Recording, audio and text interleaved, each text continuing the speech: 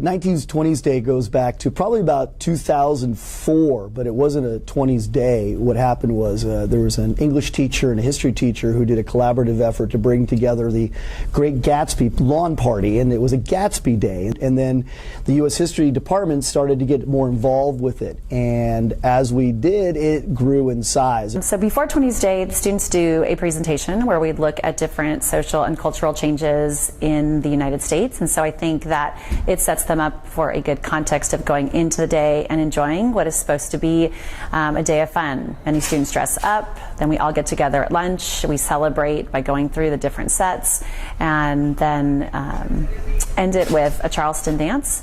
And so it's supposed to be something, again, that brings us all together and celebrates not only the fun of the 20s, but celebrates being a Don and being a junior.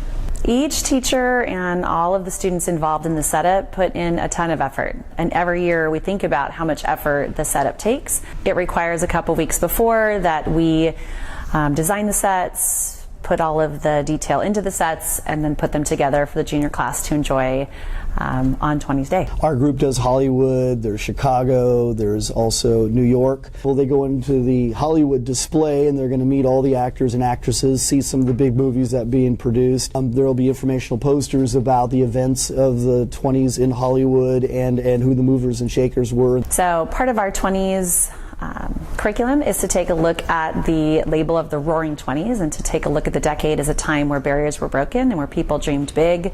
And so 20s Day helps us to bring that alive for our students and to still think about this idea of breaking barriers and dreaming big. It's to get more buy-in to history can be fun. It doesn't have to be stale, just dead people and dates, right? It can actually be things that actually influences they have today actually began much earlier. You know, if they're having fun in history, then when we ask them to do a writing sample, maybe they're going to, feel better about doing that. Yeah. I think the reason the team continues to support 20s Day is it's important for us to get our junior class, the entire class, together as many times as possible to do something fun, especially junior year where there's a lot of rigor.